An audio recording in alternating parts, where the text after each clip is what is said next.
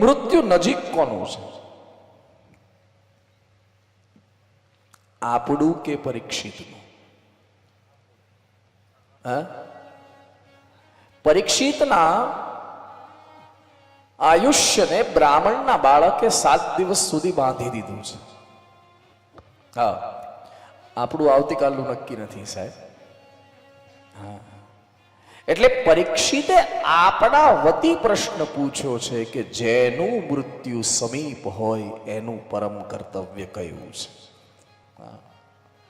પછી ઘણા લોકો એમ કે જેમ પરીક્ષિતને સૂચના મળી ગઈ એમ આપણને મળી જતી હોત તો. હે, જો સાહેબ, મૃત્યુની તારીખ ખબર પડી જાય ને પછીના બધા દિવસો મૃત્યુ થઈ જાય.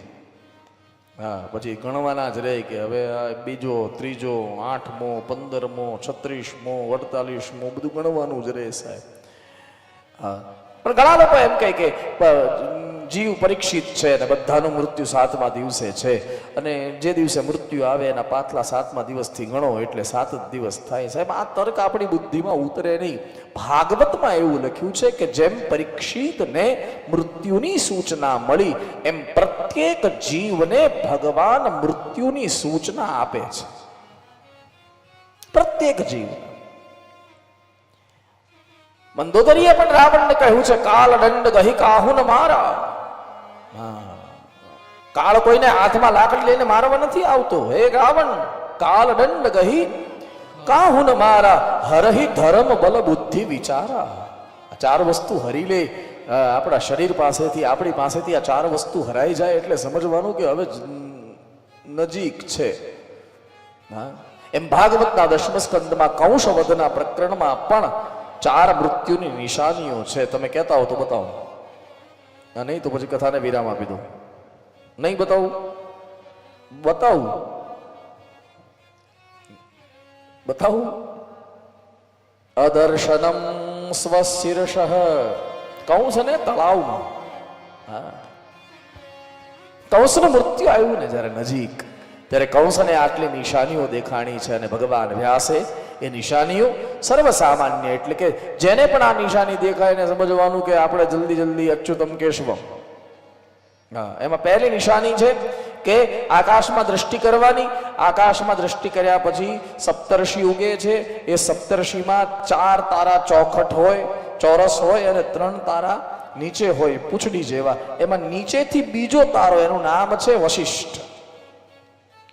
હા, વશિષ્ઠ. હા, અને વશિષ્ઠ તારો જે બીજો છે ને, એ વશિષ્ઠના તારાની બાજુમાં એક બહુ ઝીણો તારો ઉગે છે. એનું નામ છે અરુંધતી. જો પાછું કહું, 4 ચોરસ ચોકટા પછી 3 તારા, એમાં નીચેથી બીજો તારો, એનું નામ છે વશિષ્ઠ. એ વશિષ્ઠની બાજુમાં બહુ ઝીણો તારો ઉગે છે. એનું નામ છે અરુંધતી.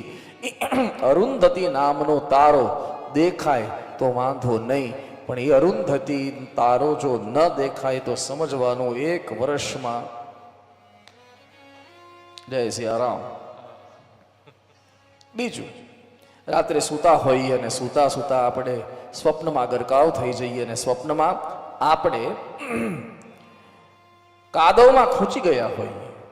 આવું જો સપનું આવે તો સમજવાનું 9 મહિનામાં કાળ આવશે. ત્રીજી નિશાની, રાત્રે સૂઈ જઈએ અને સૂતા સ્વપ્ન આવે ને સ્વપ્નમાં આપણે ગધેડા ઉપર બેઠા હોઈએ. ખરિયામ એની પર બેઠા હોઈએ. આવું સપનું આવ્યો તો સમજવાનું કે 6 મહિનામાં કાળ આવશે. અને ચોથી નિશાની ભાગવતમાં બતાવી છે કે કાનમાં આંગળી નાખવાની પછી સાંભળવાનું. હા, અંદરથી એક અવાજ નીકળે છે. એનું નામ છે પ્રાણ ઘોષ. એક સીટી વાગે છે. તમે જોજો, કાન બરાબર બંધ કરી દો ને એટલે થોડી સીટી, કેમ આપણું ધન્યો વગાડ્યા કરે એવી ઝીણી સીટી વાગ્યા કરે. ધનેશજી કેટલો રાજી થઈ ગયો તેદી.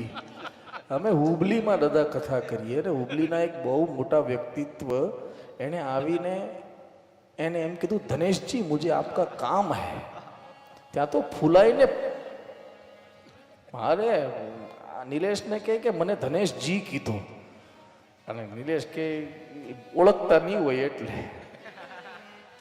તેથી બહુ મજા કરી હતી છોકરા.